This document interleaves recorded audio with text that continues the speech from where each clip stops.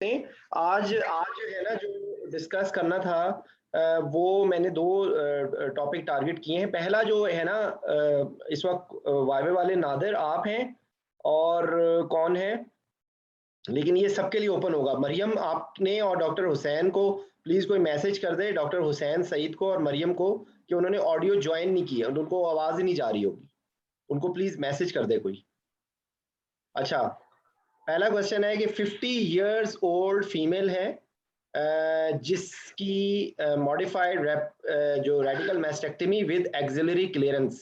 ठीक है, तो पहला क्वेश्चन बेसिकली इससे रिलेटेड भी होगा, और वैसे जनरलाइज हम ओवरऑल कैंसर के बारे में बात करेंगे। ठीक है, कि एक पेशेंट, अगर आप ऐसा एनेस्थेटाइज कर रहे हैं जिसको जिसको कैंसर है, तो उसमें क्या क्या एनेस्थेटिक कंसर्न्स है। पहला क्वेश्चन ये है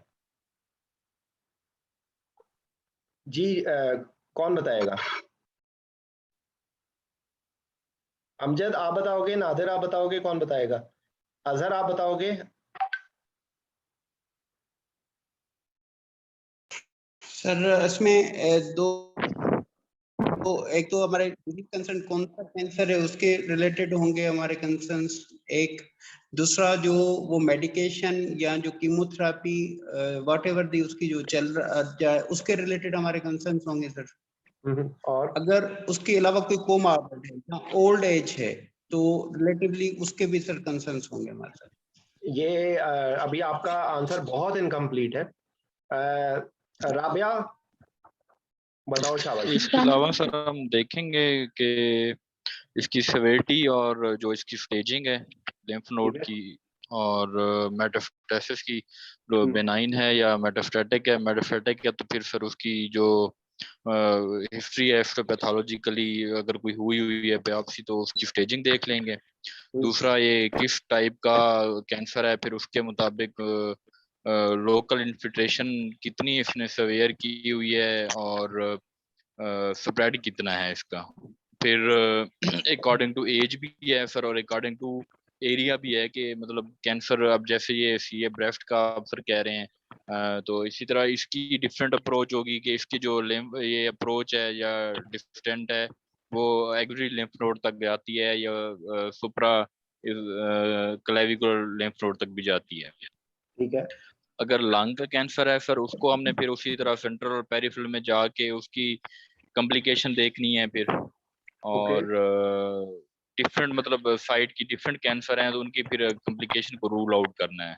और कैंसर के हवाले से सर हम ये चीज देखेंगे, और उसके बाद वो किस स्टेज पे है, उसके साथ और कोई कोमॉर्बिड है, और उसके साथ कौन सी ट्रीटमेंट चल रही है, केमो थी नहीं थी, मेडिकेशन स्पेशली इसमें जो इंट्रा ऑपरेटिव और प्री ऑपरेटिव हम जब कोई भी केस करवाने जाते हैं तो कैंसर के हिसाब से हम पूछते हैं कौन सी मेडिसिन ये ले रहे थे, उसके अच्छा क्या देखिए, इफेक्ट आते हैं अच्छा एनेस्थीसिया मैं के लिए। आपकी देखिए, मैं आपकी अब करेक्शन कर दूं। आप लोगों को जो हैबिट है ना वाइवे में, वाइवे वालों के लिए खास तौर पे बात है, अभी मैं एमसीक्यूज वालों को भी ये मैं बताऊंगा बात।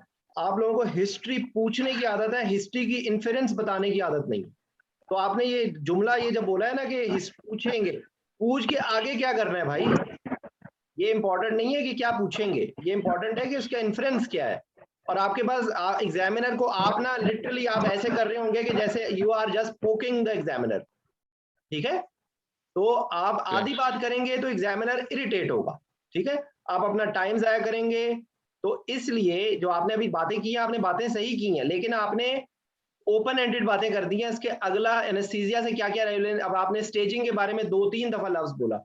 स्टेजिंग का एनेस्थेटिस से क्या ताल्लुक है? ज्यादा नहीं है ताल्लुक। ठीक है, एनेस्थेटिस का ताल्लुक है कि वो लंग्स में तो नहीं पहुंच गया, वो बोन में तो नहीं पहुंच गया। जी राबिया बताओ, शाबाश, take over from here. Sir क्या पूछ रहे हैं आप? क्वेश्चन काइंडली रिपीट कर दें। अरे भाई, तुम्हें तो पेपर आउट कर दिया था अभी। पेपर नहीं मैंने नहीं सर, मैं मैसेज अभी नहीं आप सुना? वही 35 नहीं नहीं नहीं नहीं, मैंने फिर आपको मैंने भी मैसेज भी भेजा था ना, जो है वो क्या नाम है उसका, ये जो है ना, 50 year old female with CA breast for modified radical mastectomy and axillary clearance. और उसके अंदर पहला मैंने सवाल पूछा है जिसके अंदर इसमें फोकस भी करेंगे, लेकिन हम जनरलाइज ओवरऑल भी ये करेंगे कि कैंसर पेशेंट के एक एनेस्थेटिस्ट को जब नाम ले लिया जाए कि इस पेशेंट को कैंसर है तो उसके दिमाग में क्या क्या बातें आनी चाहिए, एक बात। दूसरी बात ये कि इसमें अंदर सारी चीजें कवर हो जाएंगी। इसमें अगर कोई एमसीक्यू में भी अगर कोई क्वेश्चन है जिसमें सीए लिखा हुआ है तो आपके दिमाग में क्या क्या बातें होनी चाहिए, उन्हीं में से किसी एस्पेक्ट के ऊपर एमसीक्यू में भी पूछा जाएगा और आप लोगों को भी वाइवे में भी वो कुछ बताएगा नहीं पूरी बात, लेकिन वो कैंसर का जब नाम ले तो आपके दिमाग में क्या क्या बातें आनी चाहिए। ठीक है, तो आप पहले स्पेसिफिक एमआरएम के बारे में भी सॉरी सीए ब्रेस्ट को भी आप फोकस करें, और इसके अलावा जनरलाइज कैंसर पेशेंट के अंदर क्या एनेस्थेटिक चैलेंजेस या प्रॉब्लम्स होती हैं ये बताना है आपने। ठीक है जी, ठीक है sir. Sir, in this patient, my concern would be the concern related to the age of the patient, sex of the patient, concerns related to surgery, extent of surgery, and axillary clearance is going to be done or not. Chemotherapy patient is taking already or not, radiotherapy and side effects of chemo and radiotherapy. And also other concerns would be the metastatic involvement of other systems, and immunomodulation if patient is taking or not, and concerns related to the pain, patient pain management के concerns होंगे, psychological care होगा of the patient, और उसके अलावा discussion with the surgeons regarding approach site and extent of surgery, arrangement of blood and blood products according to extent, and also concern related to IV lines. IV lines should be taken on the contralateral and airway examination and airway assessment and examination, and इसकी sir इसके अलावा concerns जो होंगे मेरे जो palliative care के concerns होंगे, और उसके अलावा मेरे concerns होंगे जो है इसकी strategies of decreasing and blood loss during surgery if it is anticipated, and also my concerns of post-op pain management, post-op destination of the patient, either it is patient is going to HD or ICU, and also other concerns would be the follow-up for the chemotherapy.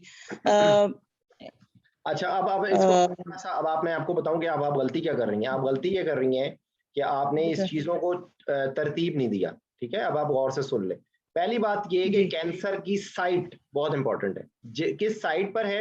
अब यहाँ पर हम बात कर रहे हैं breast में, तो ब्रेस्ट से रिलेटेड जो है, जो ब्रेस्ट का एरिया होगा तो उसके अंदर ये स्पेसिफिक इंपॉर्टेंट बात होगी कि आपने उस साइट पे आईवी लाइंस नहीं लेनी। ठीक है, लेकिन हो सकता है कि कोई कैंसर हो उसके अंदर ये बात इंपॉर्टेंट ना हो।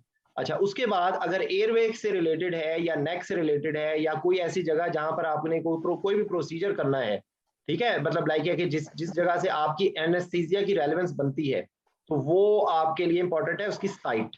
एक बात हो गई, साइट के बाद उसका आगे हो गया उसका कैरेक्टर। ठीक है, ट्यूमर में भी नॉन सिक्रेटिंग और सिक्रेटिंग। ठीक है, तो ट्यूमर फियोक्रोमोसाइटोमा भी ट्यूमर है, जो थायराइड का ट्यूमर होता है वो भी ट्यूमर है, जो एब्डोमेन के अंदर कार्सिनॉइड होते हैं वो भी ट्यूमर है, जो आपका मेन है मल्टीपल एंडोक्राइनोप्लासिया वो भी ट्यूमर है। ठीक है, उसके बाद आपका मतलब लाइक है कि जो उसकी सिक्रीशन से रिलेटेड बात हो गई, चाहे वो था।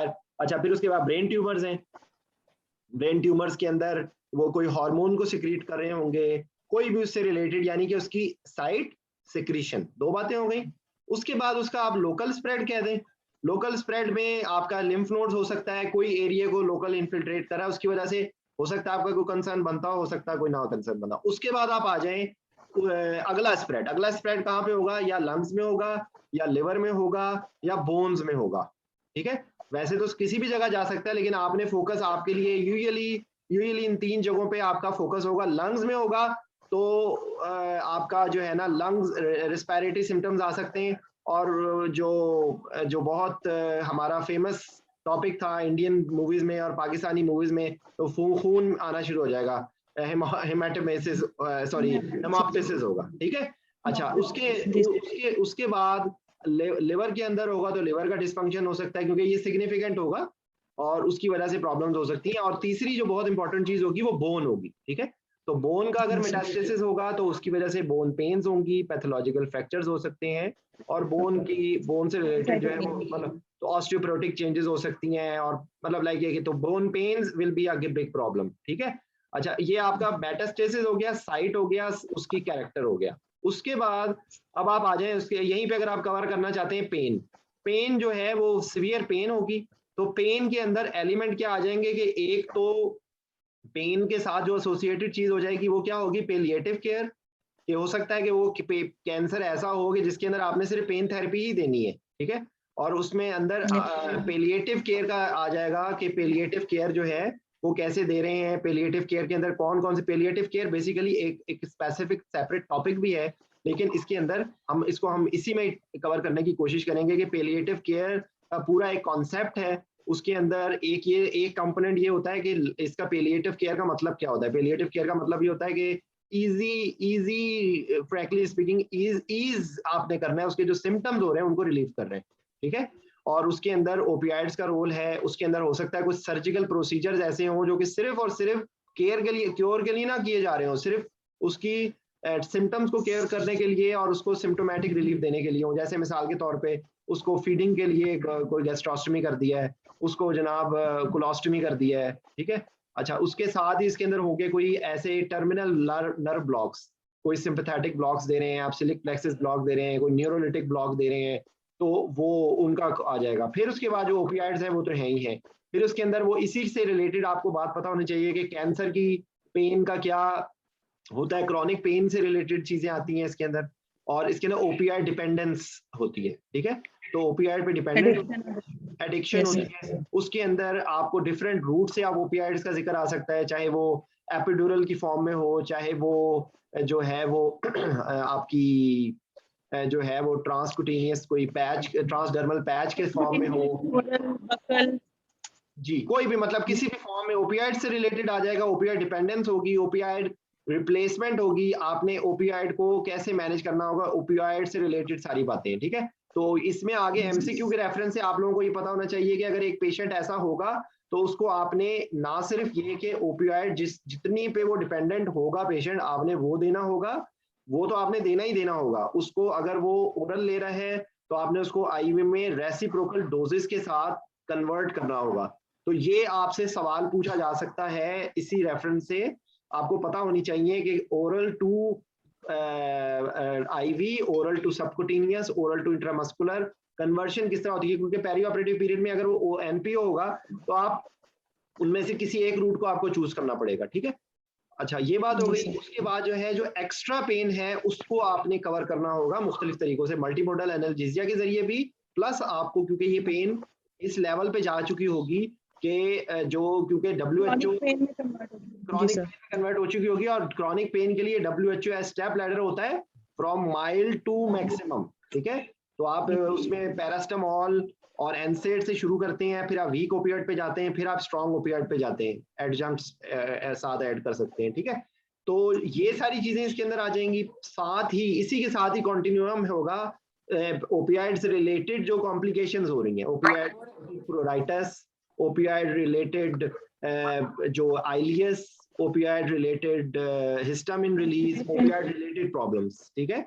एट द सेम टाइम जो कि कीमोथेरेपी का भी पार्ट होगा और आपका यहाँ पे भी हिस्सा आ जाएगा, वो होगा क्या होगा, वो होगा नोजिया वोमिटिंग, ठीक है। तो टर्मिनल पेशेंट्स होते हैं जो ऑन्डेनसेट्रॉन है, अब वो हर जगह पे यूज होनी शुरू हो गई है। Actually that was started for chemotherapy related nausea vomiting, ठीक है। तो उसके बाद अब वो हमारी पेरियोपरेटिव केयर का हिस्सा बन गई है, लेकिन actually that was first use for cancer patients, ठीक है।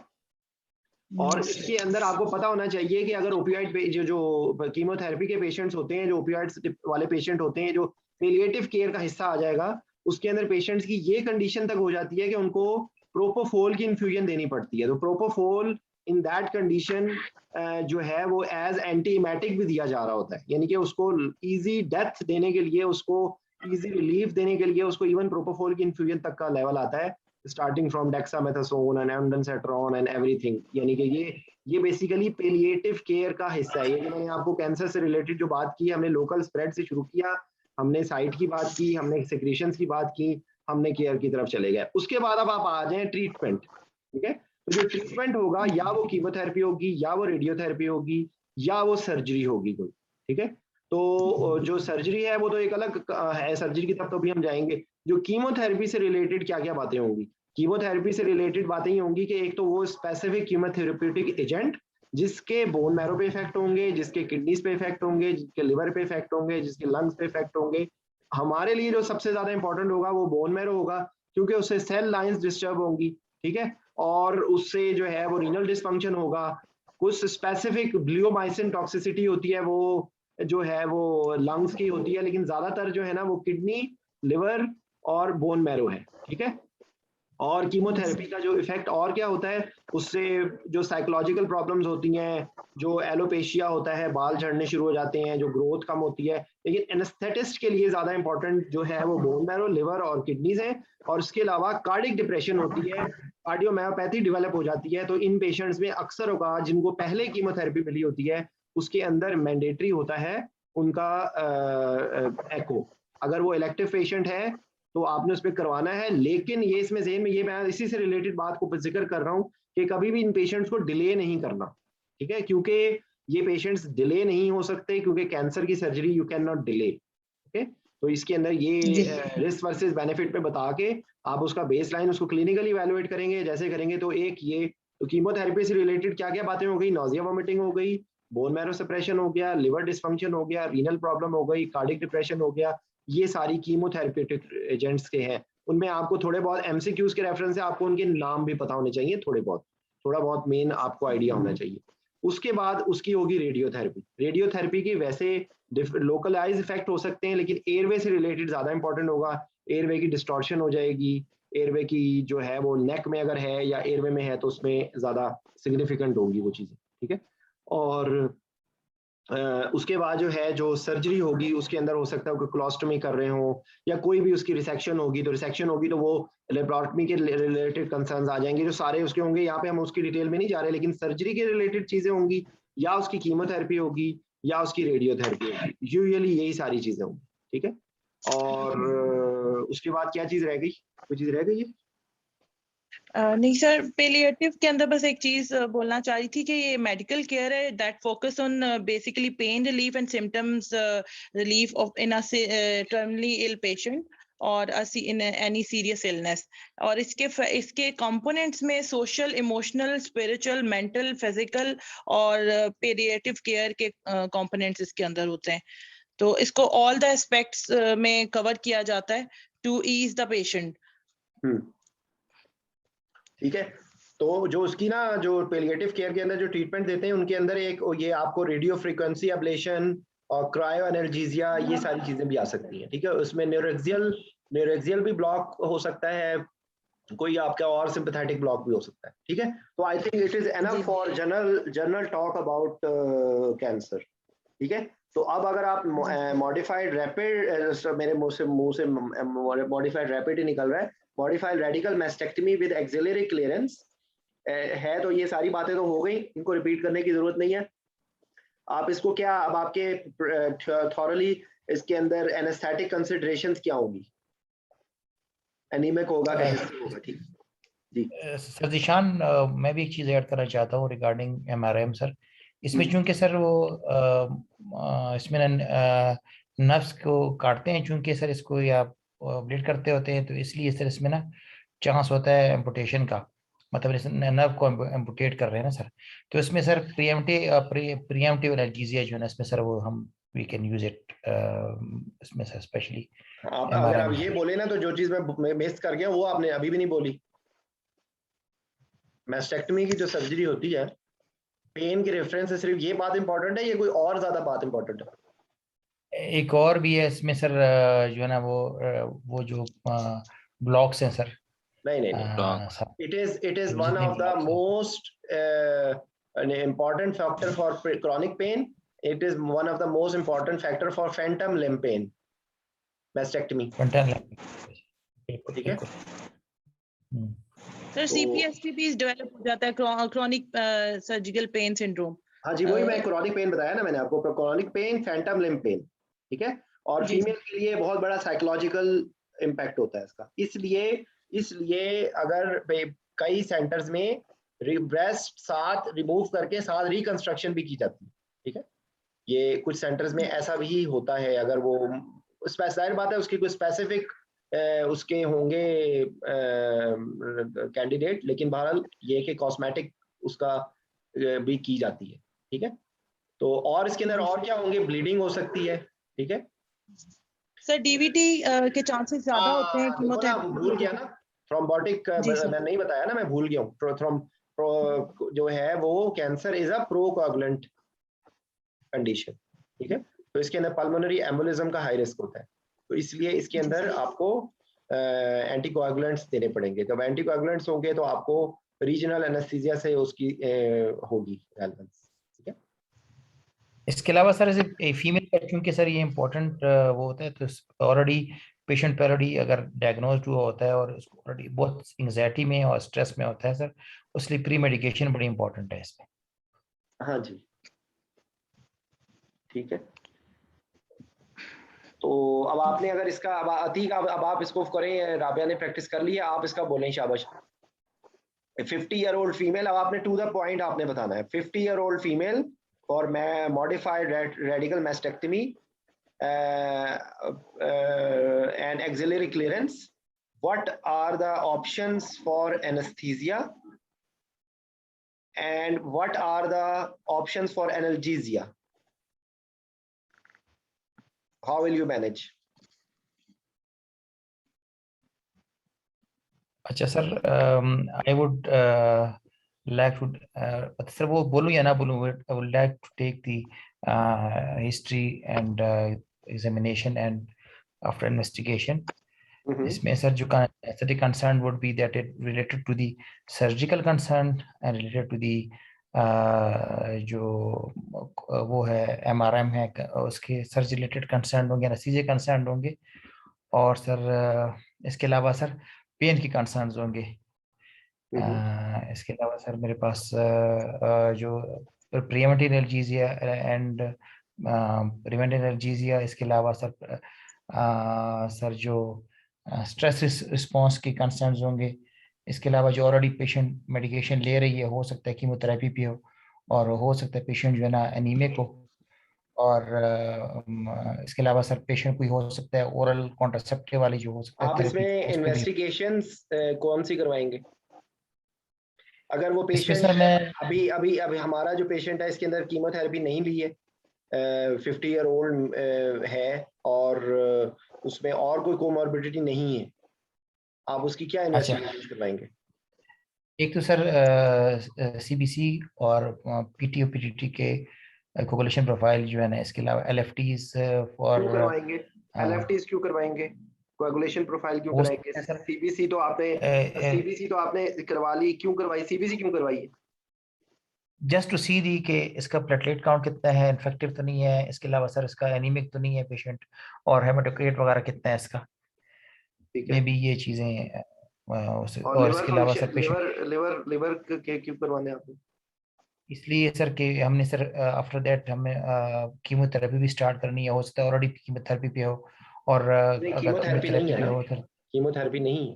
नहीं, तो sir then just to rule out the liver disease sir. Liver disease उसके अंदर और कोई कोमॉर्बिडिटी नहीं है। तो सर बस जस्ट अगर हमने और अगर फिर तो सर उसका नहीं बनती सर, लेफ्टीज नहीं बनती, 50-year-old लेकिन हम फीमेल इसकी के रेफरेंस से कोई बात आती है दिमाग में? हाँ सर हो सकता है कि सर इसके फैटी लिवर हो उसका। फैटी लिवर यार, post menopausal syndrome, post menopausal syndrome sir. ठीक है। तो इनके अंदर ये पेशेंट अदर देन दैट, अगर ये ना भी हो, अगर कोई भी पेशेंट हो फीमेल, 50-year-old पेशेंट के अंदर पेरीमेनोपॉजल सिंड्रोम हो सकता है, ठीक है। तो उसकी वजह से वो पेशेंट हार्मोन रिप्लेसमेंट थेरेपी पे हो सकती है। तो ये एक है चीज, और आपको इसको अगर आंसर देना है तो आपने यही बताना है कि 50-year-old फीमेल, तो एज रिलेटेड या being a female perimenopausal syndrome हो सकता है, तो पेशेंट में be taking hormone replacement therapy. एक बात हो गई। दूसरी कैंसर रिलेटेड जो अभी हम लोगों ने डिटेल से डिस्कस कर ली है कि cancer related concern in the form of pain management, if patient is having any palliative care, or if patient is having any metastatic तो आपने जो बोला है ना हिस्ट्री एग्जामिनेशन, तो आप यही बोलेंगे कि on the basis of history, investigation and examination, we will be seeing what is the nature of the cancer, any secretions, any other concerns related to cancer. तो अभी हम लोगों ने डिटेल से डिस्कस किए, उनमें से आप चंद बातें बोल सकते हैं, ठीक है? या सिर्फ आप, क्योंकि ये तो पूरा वो आपसे मैनेजमेंट पूछेंगे ना टेबल वाइवे में, ये तो अभी हम लोगों ने कैंसर से रिलेटेड मैंने सारी बातें आपको वैसे बता दी हैं कि जो मुख्तलिफ कंडीशंस में आपसे पूछी जा सकती है, ठीक है? मुख्तलिफ कंडीशन में, चाहे आपको कैंसर पेन के ऊपर सिनेरियो तो भी यही बातें होंगी। पेलिएटिव केयर का मुझसे बाकायदा एक दफ़ा टेबल वाइवे में सिनेरियो आ चुका है कि WHO पेलिएटिव केयर के बारे में क्या कहती है, क्या उसमें कंसर्न्स होते हैं, तो वो हम लोगों ने सारे डिस्कस किए। लेकिन यहाँ पर तो आपने समरी बना के बतानी है कि जो है वो patient might have received chemotherapy preoperatively और patient will be receiving chemotherapy post operatively, ठीक है?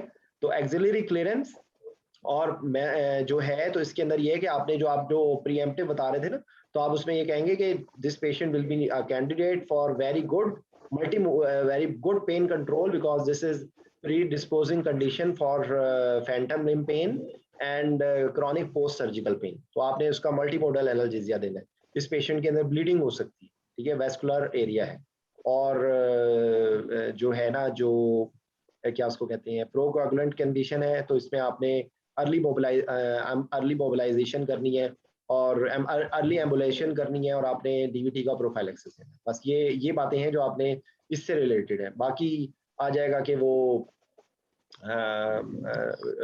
और anything else according to the any comorbidity, ठीक है? उसके बाद फिर वो आपसे पूछेंगे, आपने इसको क्या, आप इसको मुख्तलिफ क्या ऑप्शन होंगे, क्या ये प्योरली रीजनल एनेस्थीसिया में हो सकता है? सर प्योरली रीजनल एनेस्थीसिया में मुश्किल है सर।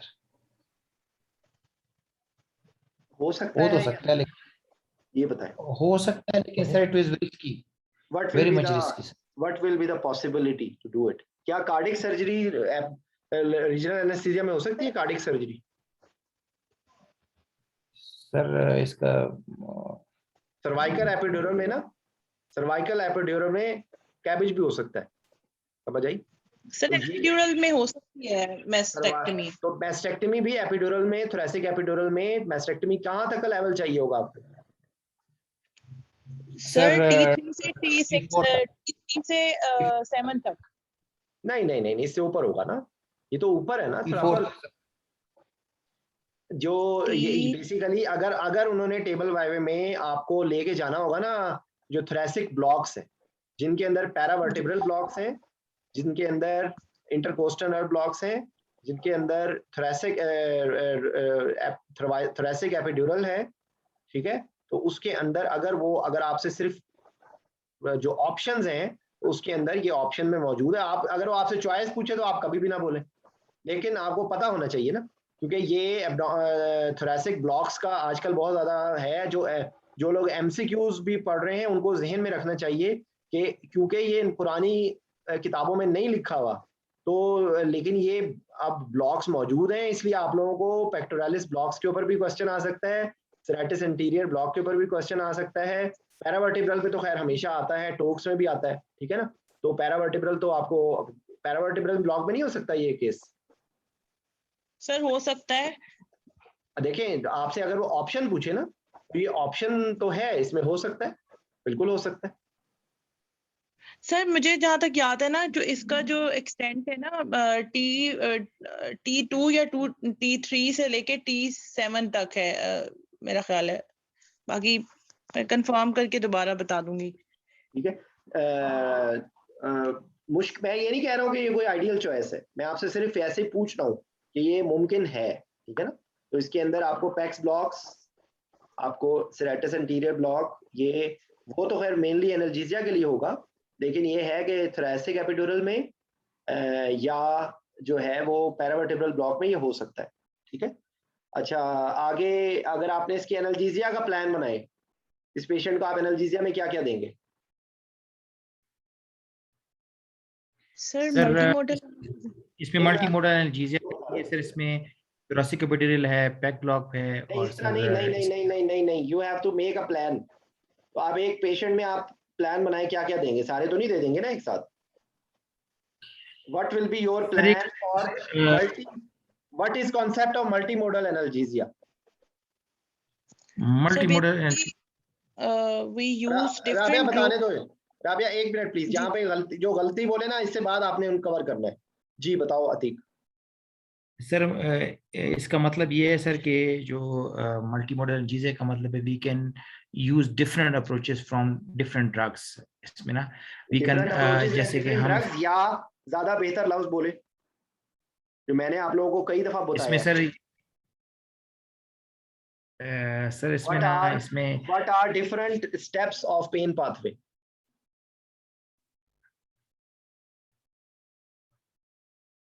सर ब्लॉक्स इस्तेमाल कर सकते हैं। नो, ब्लॉक्स हैं आप मेरे पहले सवाल का तो जवाब दीजिए ना, फिर मैं आगे चलूंगा। What are different steps of pain pathway? Pain pathway के सर ये जो first order secondary order neuron की बात पूछ रहे ये हैं सर स्टेप्स तो नहीं है, वो तो पाथवे है ना। स्टेप्स क्या क्या होते हैं? अच्छा ट्रांसडक्शन, अच्छा ट्रांसमिशन, मॉड्यूलेशन, जी sir perception. Transduction, transmission, modulation, perception. ठीक है। तो जब आप जी, लोकल इनफिल्ट्रेट करते हैं, जब आप स्किन पे लगाते हैं, या आप जो कहा जाता है जो प्रीएम्प्टिव एनाल्जेसिया के लिए, या आप बकौल डॉक्टर लियाकत के प्रिवेंटिव एनाल्जेसिया के लिए जो एनसेड दिया जाता है, वो उसका क्या पर्पस होता है? वो जो है वो कॉक्स इनहिबिटर होता है, एनसेड, और वो लोकल जो मीडिएटर्स हैं उनके रिस्पॉन्स को कम कर देता है। तो basically that is controlling the transduction. ठीक है। जो आप लोकल इन्फिल्ट्रेट कर देंगे लाइडोकेन से या ब्यूपिकेन से, और वो इंसियन से पहले अगर आपने लगा दिया है, या आपने अगर ब्लॉक लगा दिया है, आपने सर्जरी, आपने एनेस्थेटाइज कर दिया पेशेंट को, और आपने उसको पैक्स ब्लॉक लगा दिया पहले। ठीक है। आपने 10 से 15 मिनट पहले, मतलब अंडर करने के बाद, पेन ड्रेप करने से पहले, सर्जरी स्टार्ट करने से पहले आपने लगा दिया ब्लॉक, तो अब जो है वो उसका एनेस्थीसिया हो जाएगा और वो क्या करेगा? ट्रांसडक्शन कर देगा। उसके बाद दूसरी चीज क्या है? ट्रांसमिशन। ठीक है।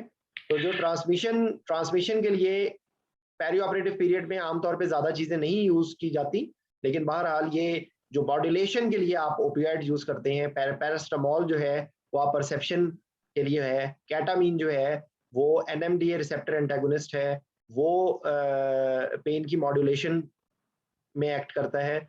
जो डेक्समेडिटोमेडीन आप देते हैं वो आपकी जो है वो जो है सिंपैथोलिटिक होता है, सेंट्रली एक्टिंग सिंपैथोलिटिक होता है, और वो जो है वो पेन का जो रिस्पॉन्स है उसको कम करता है। ठीक है।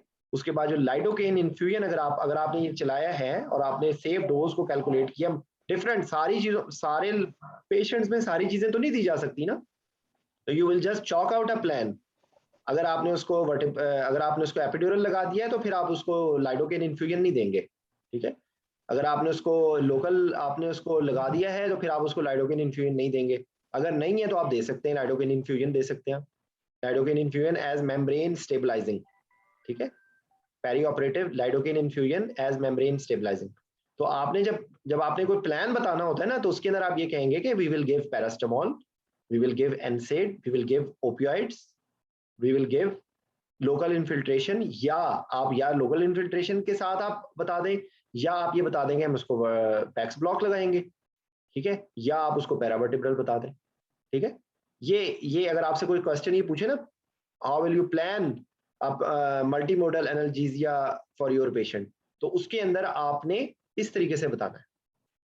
ठीक है। World concept of multimodal analgesia is to block pain pathway on different steps like transduction, transmission, modulation, and perception.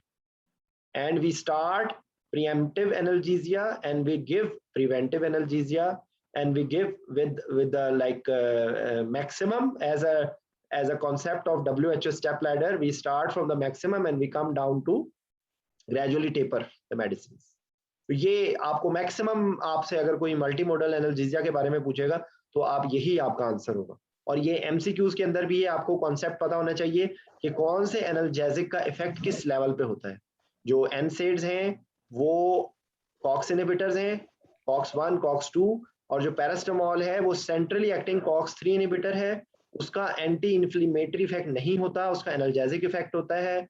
Hypothalamus पे उसका एंटी पायरेटिक इफेक्ट होता है और परसेप्शन पे, पेन की परसेप्शन पे करता है इफेक्ट। जो जितनी ये जो एंटी डिप्रेसेंट्स हैं, एंटी एपिलेप्टिक्स हैं या और जो मेडिसिन यूज की जाती हैं, that also acts on pain perception. Anti depressants का क्या मैकेनिज्म ऑफ एक्शन होता है राबिया? सर ये सुप्रास्पाइनल एक्ट करती है, मॉड्यूलेशन ऑफ द पेन करती है। Anti depressant? जी सर, एंटी डिप्रेसेंट के बारे में बता रही हूँ। क्या किस तरह होगा? सुप्रास्पाइनल आप बोल रही है ना, वो ब्रेन में ही करेगा ना? जी सर, ब्रेन में। तो कौन से रिसेप्टर ब्रेन में यूजुअली कौन से एंटी डिप्रेसेंट्स होते हैं जो पेन की ट्रीटमेंट में यूज होते हैं? Sir amitriptyline, okay. इसके अलावा सर ये है हमारे पास क्या नाम है इसका, गैबापेंटीन, वो तो एंटी एपिलेप्टिक है। और देखो एग्जाम में इस तरह नहीं बोलना, इस तरह एग्जाम में नहीं बोलना। जी सर। ठीक है। अच्छा, अगर कोई और बंदा कोई भी जवाब देना चाहता है ना, तो वो या तो मैसेज करे या वो हैंड रेज करे। ठीक है। I will try to accommodate everyone. जो भी बोलना चाहता है please feel free to say anything. ठीक है सर, इसके अंदर एमिट्रिप्टाइलिन ट्राइसाइक्लिक एंटी डिप्रेसेंट थे, इसमें अंदर माओ इनहिबिटर्स थे, मोनामिन ऑक्सीडेज इनहिबिटर्स थे, नॉरएपिनेफ्रिन रीअपटेक इनहिबिटर्स भी आते हैं, और उसके अलावा एंटीसाइकोटिक्स। एक सेकंड। अब पहले मुझे सिर्फ ये बताइए कि क्या ये सारे पेन थेरेपी में यूज होते हैं? कॉमनली बता देना कि कॉमनली एंटी डिप्रेसेंट्स कौन कौन से हैं जो पेन में यूज होते हैं। जो 2-3 नाम है वो तो बताए ना आपने, सबसे कॉमन नाम नहीं बताया जो क्रॉनिक पेन में यूज होता है, वो बताइए ना पहले।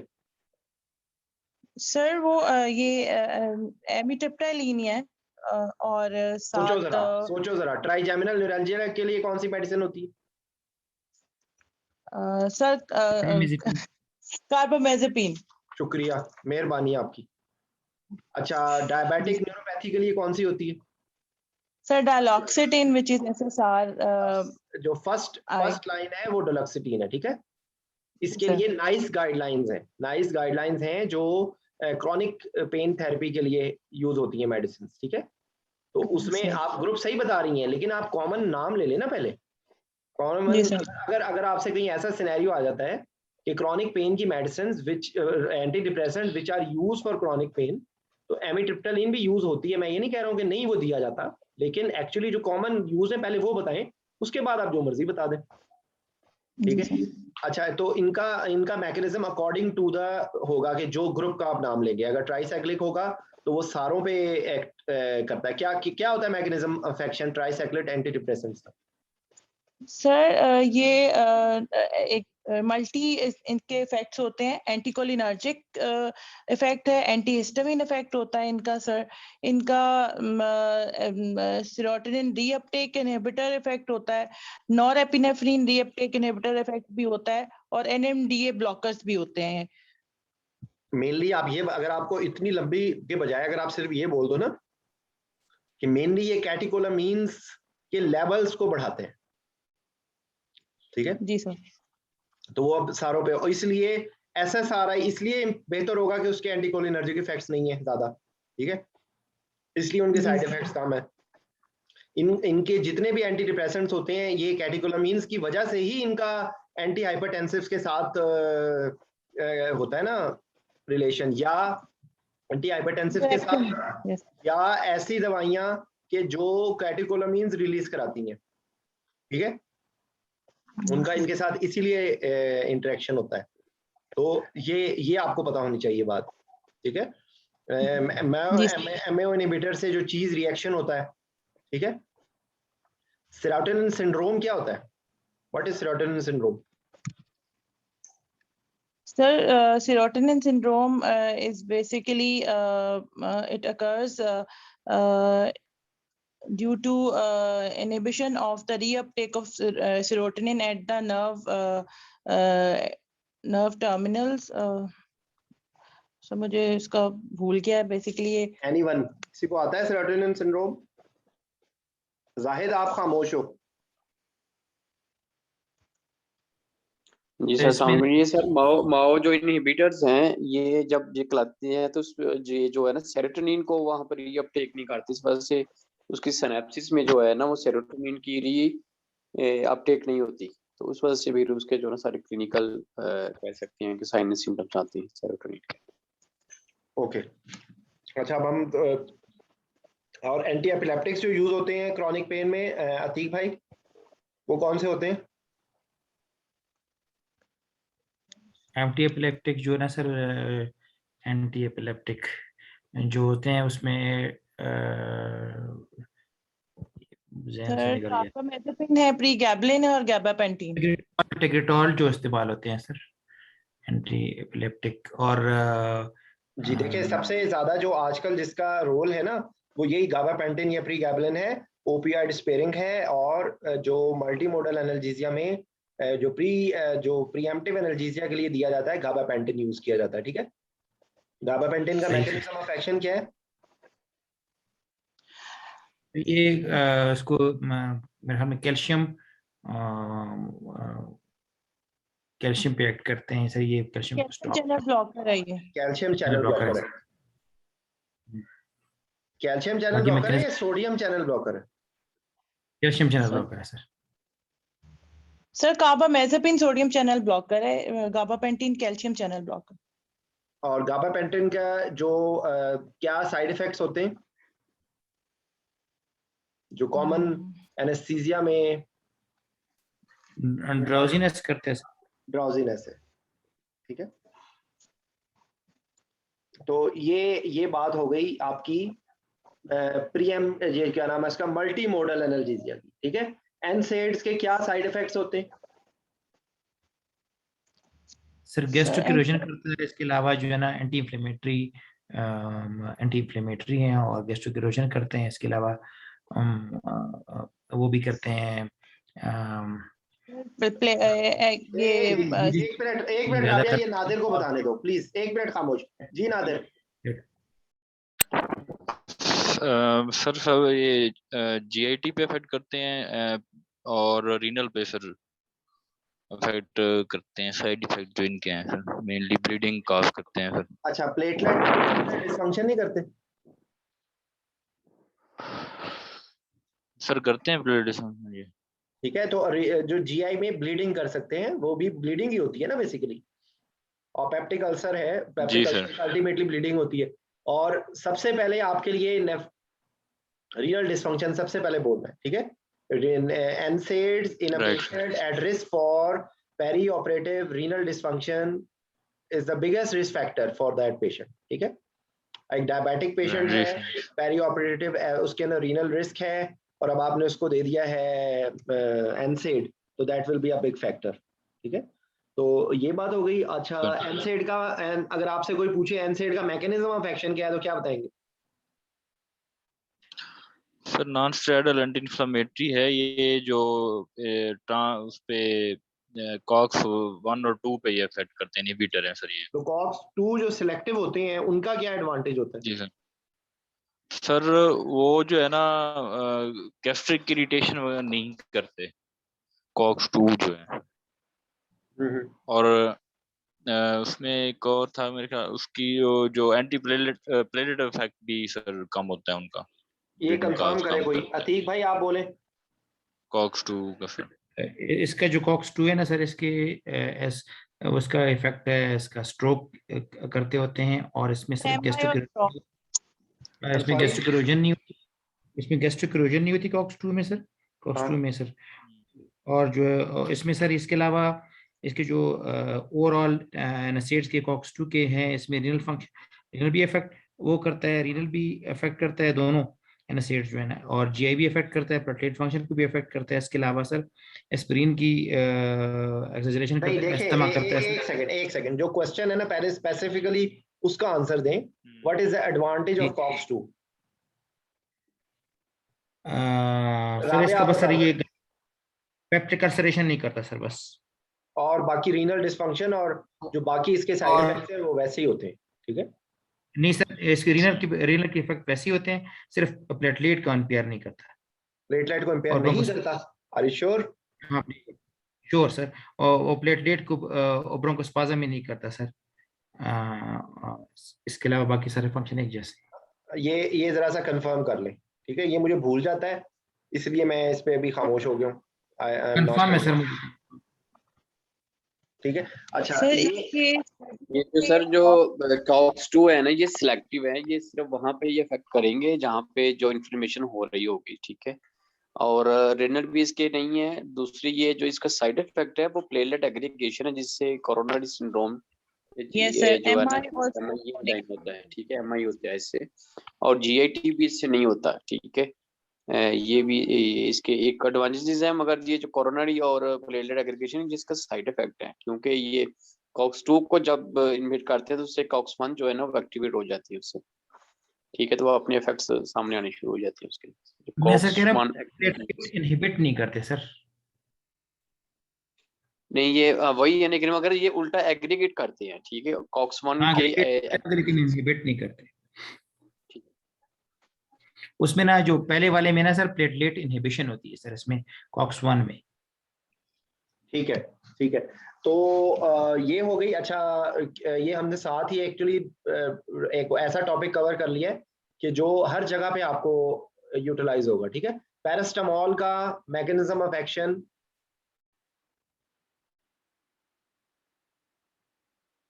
जी So ये selective COX-3 inhibitor है which acts in the central nervous system और ये at the level of perception. अच्छा, क्लोनिडीन का mechanism of action. Clonidine is alpha-2 agonist और pre synaptic, post synaptic? Sir pre-synaptic. Pre synaptic. तो ये जितने alpha जो एगोनिस्ट होते हैं, तो इनसे तो यूजुअली तो वेजो कंस्ट्रिक्शन होती है, तो ये वेजो डायलिटेशन कैसे कर देते हैं?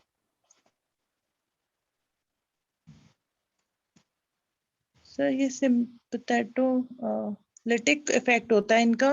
और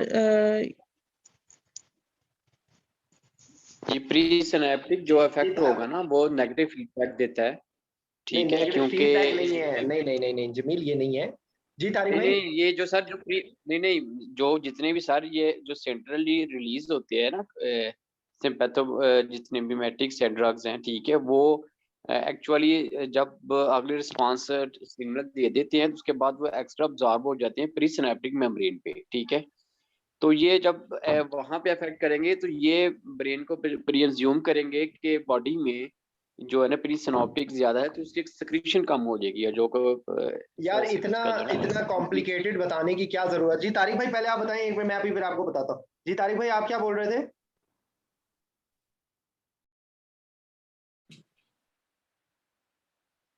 जी तारिक भाई, आप कह रहा था ये सिंपैथेटिक आउटफ्लो को काम करता है ना ब्रेन। जी तारिक भाई प्लीज बोले। सर ये बता रहा था कि ये तो सेंट्रल में पड़े हुए थे लोकस एरियोलस के अंदर, जहाँ पे हमारा सिंपैथेटिक सेंटर पड़ा हुआ होता है। जी तो इन्होंने सर वहां से इसका सिंपैथेटिक डिस्चार्ज को कम करना होता है। एग्जैक्टली यही जो जमील ये आप जो बता रहे थे ना, ये बेशक आपका हो सकता है आपने कहीं पढ़ा हो और ये बात बिल्कुल ठीक हो, लेकिन इसका सिंपल जो आंसर है ना कि ये सेंट्रली एक्टिंग जो है ना प्री साइनेप्टिक इनहिबिटरी इफेक्ट होता है ऑन सिंपैथेटिक सिस्टम। तो ये प्री साइनेप्टिक्स इनहिबिटरी इफेक्ट होता है इसका, और सिंपैथेटिक डिस्चार्ज को रोक देता है, ठीक है? जी सर, वो ऐसे ही है। वो जब वो प्री सिनेप्टिक देंगे ना, जब वहां पे अटैच होंगे तो वो न्यूरॉन्स जो है ना वो अज्यूम करेंगे कि अभी ऑलरेडी एक्सेस में है सिंपैथेटिक मीडिएटर्स, हमने रिलीज नहीं करने। सेम जस्ट लाइक एट्रोपिन, जिस तरह से एट्रोपिन का प्री सिनेप्टिक इफेक्ट जो है ना वो ब्रैडिकार्डिया देता है, ठीक है? और पोस्ट सिनेप्टिक इफेक्ट उसका टैकीकार्डिया देता है। ये सेंट्रली इसी वजह से प्री सिनेप्टिक जो जब अटैच करते हैं ना तो उसका इनहिबिटरी इफेक्ट ही आता है, वो यानी कि फीडबैक जिस तरह से देती है, ठीक है सर? सर इसका वो बात ठीक है सब की, जो ये सिर्फ ये कह सकते हो कि लफ्जों का चुनाव उनका और है, मेरा और है, मगर मैकेनिज्म एक्शन जो है ना इसलिए। चलो सर ये सुप्रास्पाइनल और सर सुप्रास्पाइनल, स्पाइनल और पेरिफेरल साइड्स पे एक्ट करते होते हैं, और सर ये कैल्शियम की कंडक्टेंस और हाइपरलाइजेशन करते होते हैं और कैल्शियम की कंडक्टेंस को कम करते हैं सर। ये क्लोनाडीन और डेक्सामेटाइन का एक ही मैकेनिज्म है। ये अल्फा 2 एडमिसेप्टर एगोनिस्ट है सर। ठीक है सर। ये बाकी सब सर ने जो बताया वो न्यूक्लियर सेलुलर्स वो तो बड़ी आगे वाली कहानी है जी। अच्छा चलें, बहरहाल ये कि अगर हम लोगों ने मल्टी मॉडल एनाल्जेसिया को भी इसमें कवर कर लिया और जो है ना इसकी जो पेन के लिए जो डिफरेंट ब्लॉक्स हैं उनके बारे में भी बात कर ली। ठीक है, ये जो है ना रीजनल एनेस्थीसिया की हम डिस्कशन करेंगे तो वहां पर थोरेसिक ब्लॉक्स में हम ये ब्लॉक्स अलग से कर लेंगे, लेकिन ये इनमें से आपने चूज करना है और मल्टी मॉडल एनाल्जेसिया इसको देना है। ठीक है। अच्छा, सेल सेवर का रोल कैंसर के अंदर हो है, कैंसर सर्जरी में सेल सेवर यूज कर सकते हैं? सर कर सकते हैं, but with the application of screen which basically screen नहीं कहते, सॉरी उसको फिल्टर कहते हैं। ठीक है जी सर, फिल्ट्रेशन के साथ आप यूज कर सकते हैं। मेरे ख्याल में नहीं है। नहीं, फिल्टर यूज कर सकते हैं, फिल्टर के जरिए यूज किया जा सकता है। ठीक है। और अगर आपसे वाइवे में पूछ लें तो वाइवे में आप यही कह सकते हैं कि इसके अंदर ये एक वाइड इशू होता है कि मेटास्टेसिस का इसका होता है कॉन्सेप्ट, लेकिन फिल्टर के जरिए प्लस रिस्क वर्सेस बेनिफिट वाइवे में तो आप लोग बहुत आराम से ये आंसर दे के बात कर सकते हैं। ठीक है। सेल सेवर का जो रिलेटिव है ना कॉन्ट्राइंडिकेशन, वो क्या क्या है? सेल सेवर के बारे में पता है? अगर किसी को भी सेल सेवर के बारे में नहीं पता तो हैंड रेज करें, we can talk about it as well. सबको पता है सेल सेवर के बारे में? सर सेल सेल्वेज और सेल सेवर एक ही चीज है? जी जी, एक ही चीज। सेल सेवर वो डिवाइस होती है, सेल सेवर डिवाइस के जरिए सेल सेल्वेज की जाती है। जी नादिर, देखें सेल सेवर एक होती है बेसिकली ब्लड कंजर्वेटिव स्ट्रेटजीज के अंदर ये एक होता है कि ये एक आप समझ लें कि एक इसके अंदर सक्शन की जाती है। बेसिकली दो सक्शन यूज होती हैं, एक क्लीन सक्शन होती है तो वहां से वो ब्लड एक क्लोज लूप में अंदर जाता है एक मशीन में, वहां पे फिल्टर्स होते हैं, उसको वॉश करते हैं आरबीसीज को और उसको दोबारा कंसंट्रेट करके उसको यूज करने के काबिल बना देते हैं। इसको सेल सेल्वेज कहा जाता है। ठीक है। ये डिफरेंट ऑर्थोपेडिक प्रोसीजर्स में, ऑब्स्ट्रेट्रिक हेमरेज में, इवन कैंसर के अंदर ये कॉन्ट्राइंडिकेटेड, एब्सोल्यूट कॉन्ट्राइंडिकेटेड नहीं है, रिलेटिव कॉन्ट्राइंडिकेशन है। आप इसमें फिल्टर यूज करेंगे। ठीक है। फीकल मैटर, एमनियोटिक फ्लूइड और कैंसर। ठीक है, ये तीन इसकी इन्फेक्शन वही फीकल मैटर हो गया ना, इन्फेक्शन या फीकल मैटर कह लें, इन्फेक्शन कह लें, एमनियोटिक फ्लूइड कह लें। ठीक है। तो उसका भी तरीका ये है कि आप ये दो सेक्शंस यूज करें, सेपरेट फॉर एमनियोटिक फ्लूइड और सेपरेट फॉर क्लीन ब्लड। ठीक है। तो ये सेल सेल्वेज होती है। और इसके हीमोडाइल्यूशन का होगा, ट्रांसएनामिक एसिड का तरीका होगा, आप जो है वो hypotensive anaesthesia, positional strategies, use of tourniquet, क्या avoidance of the factors which increase sympathetic response, वही सारा माय बेस्ट फ्रेंड, ये सारी चीजें इसके अंदर आ जाती हैं। ठीक है। तो अभी तक की डिस्कशन में किसी का कोई क्वेश्चन तो नहीं है?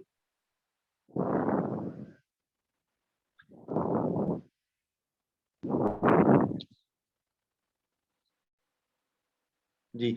अच्छा, जो सर मैं ये जो जी एक चीज ब्लड कंजर्वेटिव स्ट्रेटजीज का आपसे डिस्कस करना चाहिए थी कि इसमें अगर हम इसको डिवाइड करें प्री इंट्रॉप एंड पोस्ट ऑप, तो जो प्री ऑप स्ट्रेटजीज होती हैं उसके अंदर एक तो techniques to increase the RBCs by giving erythropoietin and autologous transfusion, और अगर इंट्रा ऑपरेटिवली चलें तो मिनिमल इन्वेसिव सर्जरी। नहीं, इसके अंदर एक मिनट, आपने सिर्फ एरिथ्रोपोइटिन की बात की है और कोई तरीका नहीं होता? सर एप्रोपिटिन भी एक है और नहीं, एक सेकंड, आपने एरिथ्रोपोइटिन क्यों देना है? सर एरिथ्रोपोइटिन स्पेसिफिकली इस पेशेंट के लिए नहीं बता रही, जनरलाइज जो नहीं, ब्लड मैं वैसे ही कंजर्वेशन। मैं जनरलाइज ही बात कर रहा हूँ। एरिथ्रोपोइटिन जी आप सर। क्यों यूज करते हैं? सर एरिथ्रोपोइटिन यूज करते हैं इसलिए कि that it increases the basically red cell mass increase करता है ठीक है, इन तो patient. Red cell mass increase करने के लिए सिर्फ एरिथ्रोपोइटिन यूज होता है? जब भी चीजें सर भूलने इसमें लगे ना तो दरूद शरीफ पढ़ लिया करें ताकि याद आ जाए। इतनी कॉमन चीज अगर आप भूलेंगी तो फिर ये ज्यादती है। अरे भाई, आयरन नहीं दिया जाता? जी सर, आयरन थेरेपी। शुक्रिया, बहुत मेहरबानी। एरिथ्रोपोइटिन याद है, आयरन याद नहीं है। Oral sir iron, iron therapy. जी oral sir. Iron, IV iron, folic acid या कोई भी क्या आप एनीमिया के पेशेंट को हेमाटोलॉजिस्ट को रेफर करेंगे to see the cause of anemia? जी जी सर। क्या आप ऐसी दवाइयां कि जिनसे ब्लीडिंग हो सकती है, क्या आप उनको रिस्क वर्सेस बेनिफिट के हिसाब से उसको ऑप्टिमाइज करेंगे? Yes sir. क्या आप उसी पेशेंट का ब्लड सेव कर सकते हैं और उसको रिप्लेस कर सकते हैं? जी सर। और और मतलब ठीक है। और ये जो आपने कल पूछा था ना मेहदी सवाल जेहोवास विटनेस के लिए, तो वो उसके अंदर भी यही चीजें हैं एक्सेप्ट फॉर ब्लड। ये सिर्फ बाकी सारी स्ट्रेटजीज आप यूज कर सकते हैं। ठीक है। उसके बाद आपने जो एंड पे बोला है ना कि आप उसको, अब आपने क्या बोला था एंड पे जो डायरेक्ट मैं मिस ही कर गया, आप क्या बोल रही थी? क्योंकि आपने शुरू की बातें इंटरऑपरेटिवली जो बोल रही थी, इंटरऑपरेटिवली में मुझे एक और बात याद आ गई, ब्लड प्रेशर को कंट्रोल करेंगे? जी सर, जी blood pressure, control of blood pressure which can surgeon के साथ डिस्कस करेंगे कि मिनिमम इन्वेसिव सर्जरी करें? सर वो इंटरऑपरेटिवली बताने लगी हूँ ना कि मिनिमल इन्वेसिव सर्जरी। नहीं, वो इंट्राऑपरेटिव नहीं है, वो प्री ऑपरेटिव है ना। आप सर्जन के साथ डिस्कस करके मिनिमम इन्वेसिव सर्जरी का प्लान करेंगे। आप एनेस्थेटिस्ट उसको डिस्कस करके कहेंगे कि भाई हम आपको कोई भी रीजनल एनेस्थीसिया यूज करेंगे, क्योंकि regional anaesthesia is associated with less with blunting of stress response and reduction of bleeding. ठीक है सर। ठीक है। और प्री ऑपरेटिवली कोई और बात हो सकती है? सर इसमें सर लेजर टेक्निक इस्तेमाल कर सकते हैं, अल्ट्रासाउंड सर्जिकल टॉर्निकेट इस्तेमाल कर सकते हैं। नहीं, वो अब इंट्रा ऑपरेटिव में आएंगे, अभी प्री ऑपरेटिव बताइए ना सर। यही पे तो मैडम ने ठीक ही बताया। इसके सर अलावा प्री ऑपरेटिव जो इसकी नर्व इंजरी होती है बाज़ पूछते हैं, तो ये सर हमारा कंसर्न है या सर्जिकल कंसर्न होगा sir? Pre operative nerve injury, I am sorry मैं आपकी बात नहीं समझा। सर अक्सर ये एमसीक्यू आता होता था पहले, एमसीक्यू में था सर के लेटिस्मस डार्सी डैमेज जो है और सॉरी पैरालिसिस हुआ है, तो इसमें क्या आप कंसर्न करेंगे? पेशेंट पोस्ट एमआरएम कंगा नहीं कर सकती और इस तरह उस तरह के क्वेश्चन आते थे सर। नहीं, वो आप ये सही हमारे रिलेटेड है या फिर ये सर्जन रिलेटेड बताने? नहीं, देखिए मेरी बात सुने, अब ये डिपेंड करता है ना कि आपने क्या किया है। आपने कोई ब्लॉक लगाया था, आपने आपकी पेशेंट को स्ट्रेच की वजह से कोई नर्व इंजरी हुई है ब्रेकियल प्लेक्सस की, वो एक अलग कहानी है। जी जी सर, मैं इसलिए डिस्कस कर रहा था। आपका रिलेशन हर सूरत रहेगा। Right sir. ठीक है जी। प्री ऑपरेटिव और एनीथिंग एल्स, हमने मेडिसिन की बात कर ली, हमने आयरन थेरेपी की बात कर ली, हमने IV oral treat the cause, haematologist, वो अपना ब्लड स्टोर कर लिया, minimum invasive surgery, minimum invasive anaesthesia, और उसके बाद ब्लड कंट्रोल और ब्लड प्रेशर। ठीक है। हो गई एंटीप्लेट और दूसरी मेडिकेशन को एंटीकोएगुलेशन आपने बात कर ली। और इसके अलावा सर एनीमिया को इन्वेस्टिगेट और वो सारी बात हो गई ना, वो बात हो गई है ना, वो बात हो गई। अब आप आ जाएं सर, पोस्ट ऑप एचडीयू की भी बात करेंगे ना? प्री ऑप अभी बिल्कुल प्री ऑप आप बात करेंगे, एचडीयू की भी बात करेंगे। ठीक है जी सर। तो उसके बाद अब आप आ जाए इंट्राऑपरेटिव। इंट्राऑपरेटिव भी वही minimal invasive surgery, hypotensive anaesthesia, local infiltration of adrenaline आप कर लें, topical sir haemostatic agents use करते हैं जिसमें फिब्रिन ग्लूस होती हैं, उसके अलावा टॉर्निकेट्स अप्लाई किए जा सकते हैं सर, उसके अलावा लेजर कैन बी यूज, और अल्ट्रासोनिक इक्विपमेंट होते हैं जिनको क्विजा के नाम से होते हैं, वो कर सकते हैं। और इससे पहले एक और बात नहीं बताई आपने टॉर्निके बताई है, टॉर्निके के अलावा एक और सी कौन सी चीज होगी? Positional avoid venous stasis. Sir जी ठीक है सर, वो पोजिशनल चेंज जिसमें आपने डिक्रीज वीनस ओजिंग और कंजेशन करेंगे by decreasing intra anaesthetic techniques जो हम अप्लाई कर सकते हैं, वो हाइपोटेंसिव एनेस्थीसिया एक तो हो गया, एक सर वीनस पुलिंग और कंजेशन अवॉइड करेंगे हाई इंट्राथोरेसिक प्रेशर्स, हाइपरकैप्निया और हाइपोथर्मिया एंड एसिडोसिस। मतलब सिंपैथेटिक स्टिमुलेशन को अवॉइड करेंगे, हाइपोथर्मिया से जो है वो प्लेटलेट डिस्फंक्शन होता है उसको अवॉइड करेंगे, ठीक है जी सर। उसके अलावा सर टेक्निक्स है जिसमें स्पाइनल, वही जो आपने बताया था स्पाइनल एपिड्यूरल, और उसके अलावा फार्माकोलॉजिकल टेक्निक्स में हम अपना यूज कर सकते हैं ट्रांजामीन, और उसके अलावा जो है other techniques are normovolemic haemodilution, intraoperative cell salvage, और जो पोस्ट ऑपरेटिव चीजें हैं उसके अंदर सर एक तो विजिलेंट मॉनिटरिंग है और एक्टिव मैनेजमेंट है, उसके अलावा ट्रांजामीन है, erythropoietin again bloodless sampling to decrease the blood loss, और avoiding all the factors which disturb coagulation like hypothermia, acidosis and hypercapnia, again avoiding venous oozing by decreasing venous वो positional उसकी position ऐसी ना हो जिसमें pooling हो और oozing हो।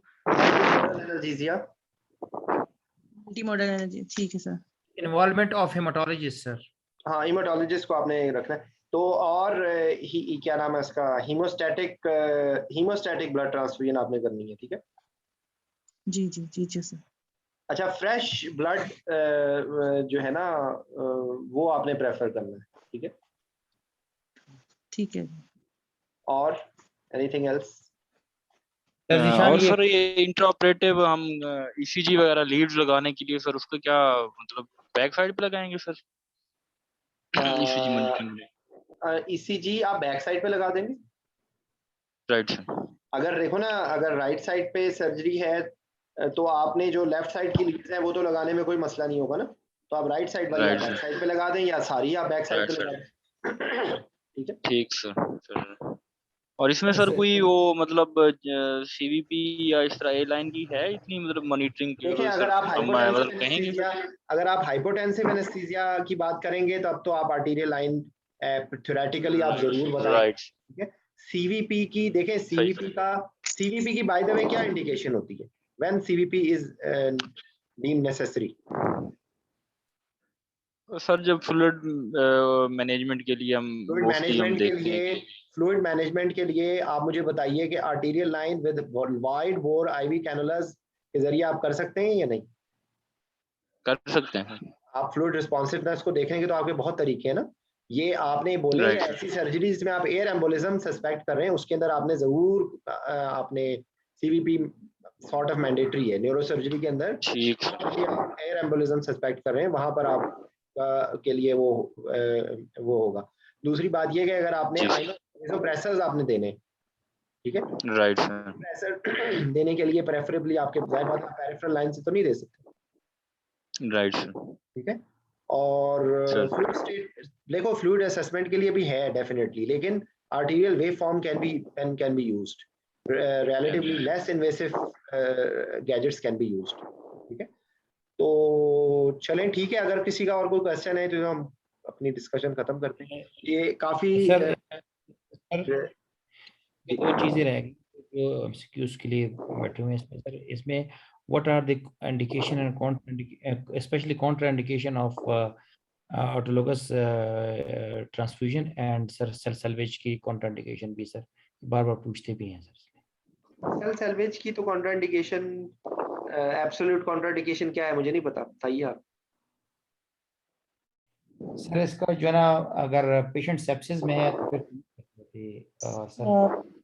सर इसमें सेप्सिस है, इन्फेक्शन है, सिकल सेल डिजीज का मरीज हो गया, उसके अलावा सर प्रेगनेंसी में और एमनियोटिक फ्लूइड में एंड इन प्रेग्नेंस, यही बस सर, इतनी ही एब्सोल्यूट तो नहीं है, एब्सोल्यूट तो कोई भी नहीं। नहीं मैडम जो सर, एक relative। आपका जो obstetric hemorrhage है ना, इसमें एब्सोल्यूट नहीं है। I don't think so that there is any absolute contraindication of cell salvage. I don't think so. Sir ये relative Relative होगी, absolute नहीं है। ठीक है जी, डॉक्टर नादिर आप क्या कह रहे हैं? डॉक्टर नादिर बड़ी लंबे लंबे सांसें ले रहे हैं सर। अच्छा, तो और किसी का कोई क्वेश्चन है? तारिक भाई प्लीज। जी जी।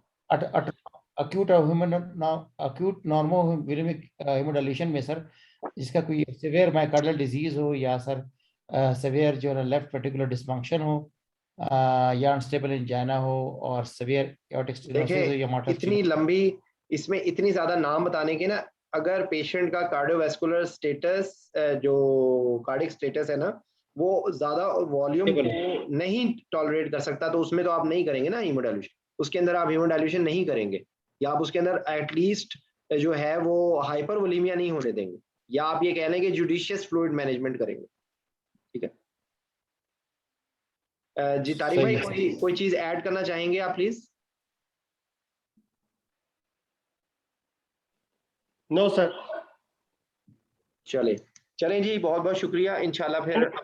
जी जी सर वो एंड पे मेरा वो टॉपिक रह गया, वो मैं 2 मिनट में आपको बता दूं। जी जी जी जी प्लीज प्लीज।